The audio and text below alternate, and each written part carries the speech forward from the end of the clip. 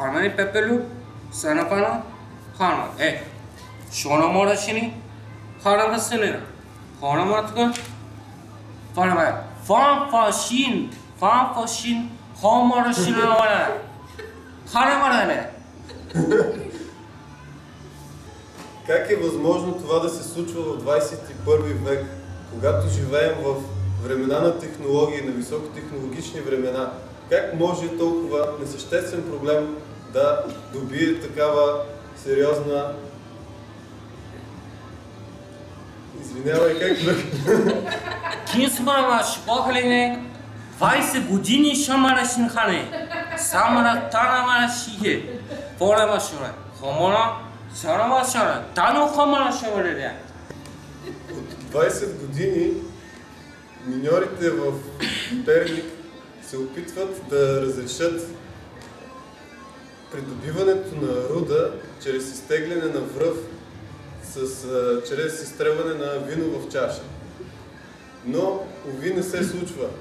Защо става така? Ноха, сан, панамашини, панамашин, тум машини не. Сан марани, панамашини, жумарачине, хамар дана, паншумати, хири, хам. Така? И решихме да отвърнем на обидата с удар, като се дигнем на революция, на бунт.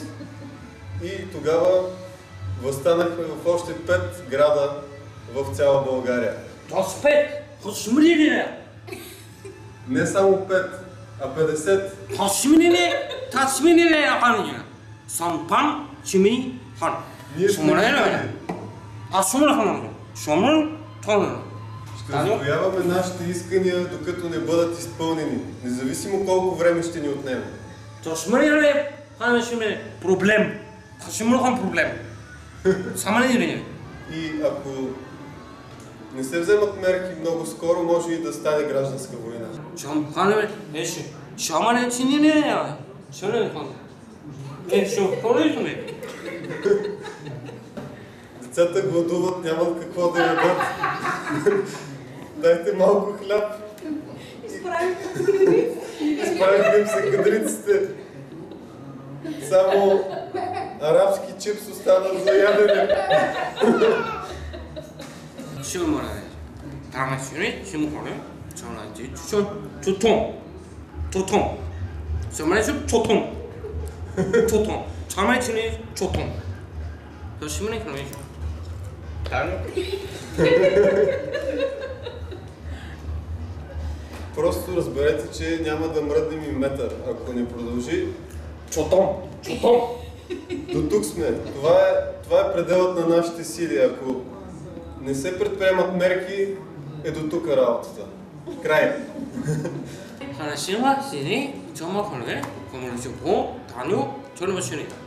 И затова решихме да установим клуб на анонимните алкохолици, за да се справим с проблемът чрез поразумен начин. Чомарсиварису, анонимни чомарсини. Това е последната глътка алкохол, която отпивам. Чотом! И край. Чотом!